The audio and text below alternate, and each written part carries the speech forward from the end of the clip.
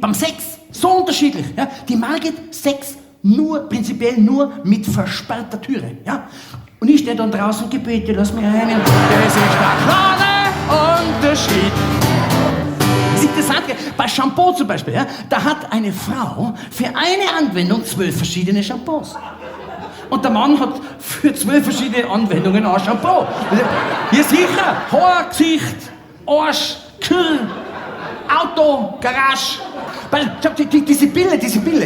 diese Pille vom Lukas, kannst du sagen, Sibylle, Libyen, die hat dann angefangen, Margit, ihr müsst aufpassen mit den Handtüchern. Du musst die Handtücher beschriften. Was ist jetzt? Handtücher beschriften. Ja, du musst draufschreiben, ja, A für Antlitz, G für Gesäß.